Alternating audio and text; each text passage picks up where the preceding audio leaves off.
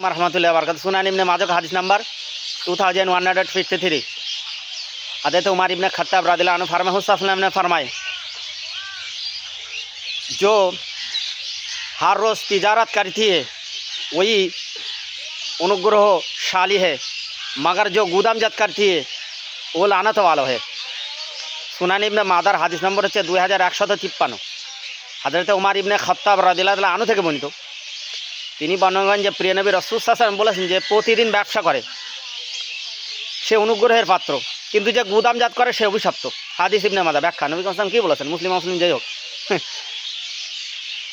যে দৈনিক ব্যবসা করে, নিত্য ব্যবসায়ী যে, সে অনুগ্রহের পাত্র, তার প্রতি আল্লাহ রসুলের দোয়া এবং রহমত আছে। কিন্তু এবং মানুষেরও, সৃষ্টিকুলেরও, যে গুদামজাত করে দ্রব্যমূল্য বৃদ্ধির জন্যে সে অভিশপ্ত, অর্থাৎ লাহনতগ্রস্ত।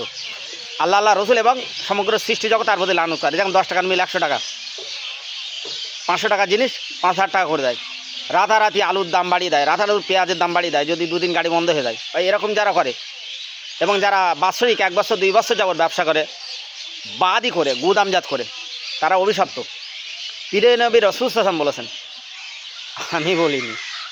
মূল হাদিসটা দেখবা, তারপরে মন্তব্য করবা। ভাই, তোমার যদি টাকার লোভ বেশি থাকে, মানুষকে শোষণ করা, চোছার লোভ থাকে, বা আমরা ভালো খাবার কবিতা পড়েছিলাম সুকান্ত ভট্টাচার্যের লেখা, তো সবচেয়ে ভালো খেতে গরিবের রক্ত, এই গরিবের রক্ত চুষে যারা খেতে বেশি ভালোবাসে তারা গুদামজাত করে। সভ্য ভালো মানুষরা গুদামজাত করে। তা না, হ্যাঁ, একটা জিনিস মনে রাখা উচিত, রাজ্য বা রাষ্ট্র যদি দেশের সৈনিক বা দেশের মানুষের রক্ষার্থে তারা 1 বছর কেন 10 বছর 100 বছরও ধরে 1000 বছর ধরেও যদি গুদামজাত করে, ওটা দোষের বিষয় হবে না, বরং ওটা আরও প্রশংসার বিষয় হবে। ওটা লানতগ্রস্ত নয়, বরং ওটা প্রশংসার বিষয় হবে। সেটা কিন্তু বলে অনেকে ভুল ব্যাখ্যা করতে পারে, ভুল। আর আমার ভিডিও যারা কাটবেন, অবশ্যই যদি দেশ, রাষ্ট্র, রাজ্য এবং মানবকুল ক্ষতিগ্রস্ত হয় আপনার কাটাতে, আপনি আল্লাহ রসুলের কাছে অবশ্যই ধরা খাবেন, আপনাকে জবাবদিহি করা লাগবে। আর যদি কারো কোনো ক্ষতি নাই, উপকার হয়, আপনি কেটে করুন, কোনো সমস্যা নেই।